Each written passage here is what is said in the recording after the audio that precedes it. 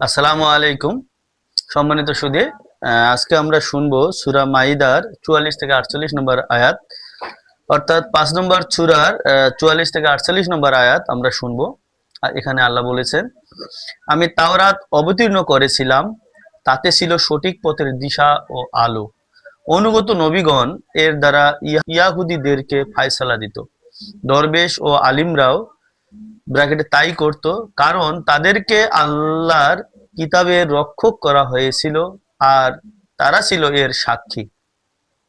কাজেই মানুষকে ভয় করো না, আমাকেই ভয় করো, আর আমার আয়াতকে নগণ্য মূল্যে বিক্রয় করো না। আল্লাহ যা নাজিল করেছেন সে অনুযায়ী যারা বিচার ফায়সালা করে না তারাই কাফির। 5 নম্বর সূরার 44 নম্বর আয়াত। আমি তাদের জন্য তাতে বিধান দিয়েছিলাম যে জানের বদলে জান, চোখের বদলে চোখ, নাকের বদলে নাক, কানের বদলে কান, আর দাঁতের বদলে দাঁত, আর জখমের বদলে অনুরূপ জখম।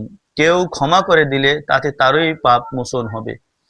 আল্লাহ যা নাজিল করেছেন সে অনুযায়ী যারা বিচার ফায়সালা করে না তারাই জালিম। 5 নম্বর সূরার 44 নম্বর আয়াত।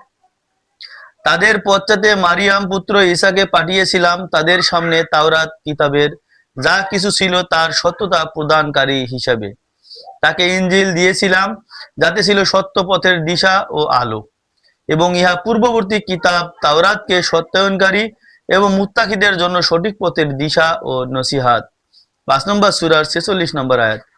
ইনজিলের অনুসারীগণ যেন আল্লাহ তাতে যে বিধান দিয়েছেন তদনুযায়ী বিচার ফায়সালা করে। আল্লাহ যা নাজিল করেছেন তদনুযায়ী যারা বিচার ফায়সালা করে না তারাই ফাসিক। 5 নম্বর সূরার 47 নম্বর আয়াত। আর আমি সত্য বিধান সহ তোমার প্রতি কিতাব নাজিল করেছি যা পূর্ববর্তী কিতাব সমূহের সত্যায়নকারী ও সংরক্ষক। কাজেই মানুষের মধ্যে বিচার ফায়সালা করো আল্লাহ যা নাজিল করেছেন তদনুসারে। আর তোমরা তোমার কাছে যে সত্য বিধান এসেছে তা ছেড়ে দিয়ে তাদের খেয়াল খুশির অনুসরণ করো না। আমি তোমাদের প্রত্যেকের জন্য একটি শরিয়া ও একটি কর্মপদ নির্ধারণ করেছি। 5 নম্বর সূরার 48 নম্বর আয়াত, অর্থাৎ সূরা মাইদার 44 থেকে 48 নম্বর আয়াত আমরা শুনলাম। এখানে অনেকগুলো বিষয় আছে, তার মধ্যে মূল যে বিষয়টা এখানে আল্লাহ এই আয়াতের মধ্যে 3টি বিষয় তুলে ধরেছেন। প্রথমত আল্লাহ বলেছেন আল্লাহ যা নাজিল করেছেন সে অনুযায়ী যারা বিচার ফায়সালা করে না তারাই কাফির। এটা 5 নম্বর সূরা 44 নম্বর আয়াতের একটা অংশ। আল্লাহ যা নাজিল করেছেন সে অনুযায়ী যারা বিচার ফায়সালা করে না তারাই কাফির। এরপর 45 নম্বর আয়াতে আল্লাহ বলছেন আল্লাহ যা নাজিল করেছেন সে অনুযায়ী যারা বিচার ফায়সালা করে না তারাই জালিম। আবারও বলছি, আল্লাহ যা নাজিল করেছেন সে অনুযায়ী যারা বিচার ফায়সালা করে না তারাই জালিম। এবার 5 নম্বর সূরার 46 নম্বর আয়াতে আল্লাহ বলছেন যে আল্লাহ যা নাজিল করেছেন সে তদনুযায়ী যারা বিচার ফায়সালা করে না তারাই ফাসিক। আবারও বলছি, আল্লাহ যা নাজিল করেছেন তদনুযায়ী যারা বিচার ফায়সালা করে না তারাই ফাসিক। অর্থাৎ আল্লাহ যা নাজিল করেছেন সে অনুযায়ী যারা বিচার ফায়সালা করে না তারা কাফির, তারা জালিম, তারা ফাসিক। প্রথম থেকে আমরা একটু দেখি, আমি তাওরাত অবতীর্ণ করেছিলাম তাতে ছিল সঠিক পথের দিশা ও আলো।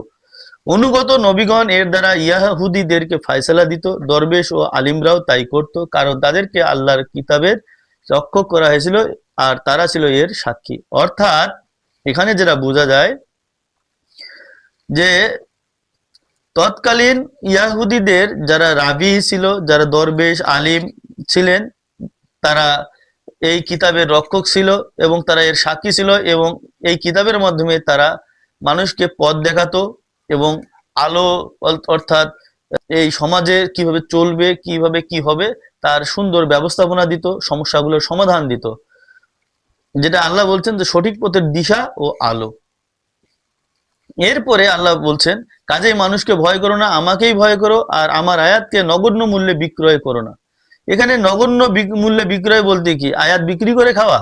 আসলে এটাই যদি হয়, শুধু কি আয়াত বিক্রি নাকি এর সাথে আরো যুক্ত যে এই আয়াতকে বিভিন্নভাবে সঠিক পন্থায় সঠিকভাবে আল্লাহর আয়াতকে ব্যবহার না করে অন্যান্য তন্ত্র মন্ত্র ধ্যান জ্ঞান অন্যান্য চিন্তা ভাবনা বা অন্য কোনো বাইপাস সার্জারি করে অন্য কোনো বিষয়ে প্রতি সমাজে প্রতিষ্ঠিত করা এবং আয়াতের বিকৃতি ঘটানো কিংবা আয়াতকেই না নিয়ে অন্য কোনো বিষয়কে নেওয়া, এরকম কিছু। তো আল্লাহ আল্লাহ যা নাজিল করেছেন সে অনুযায়ী যারা বিচার ফয়সালা করে না তারাই কাফির। আমি তাদের জন্য তাতে বিধান দিয়েছিলাম যে জানের বদলে জান, চোখের বদলে চোখ, নাকের বদলে নাক, কানের বদলে কান, আর দাঁতের বদলে দাঁত, আর জখমের বদলে অনুরূপ জখম। কেউ ক্ষমা করে দিলে তাতে তারই পাপ মোচন হবে। আল্লাহ যা নাজিল করেছেন সে অনুযায়ী যারা বিচার ফয়সালা করে না তারাই জালিম। তাদের পশ্চাতে মারিয়ামের পুত্র ঈসাকে পাঠিয়েছিলাম তাদের সামনে তাওরাত কিতাবের যা কিছু ছিল তার সত্যতা প্রদানকারী হিসেবে। তাকে ইনজিল দিয়েছিলাম, তাতে ছিল সত্য পথের দিশা ও আলো, এবং ইহা পূর্ববর্তী কিতাবের তাওরাতকে সত্যায়নকারী এবং মুত্তাকিদের জন্য সঠিক পথের দিশা ও নসিহত। অর্থাৎ এখানে দেখা যায় যে তাকে ইনজিল দিয়েছিলাম যাতে ছিল সত্যপথের দিশা ও আলো। আবার এখানে আল্লাহ বলছেন যে সত্যপথের দিশা ও আলো, এবং ইহা পূর্ববর্তী কিতাব তাওরাতকে সত্যায়নকারী এবং মুত্তাকিদের জন্য সঠিক পথের দিশা ও নসিহত।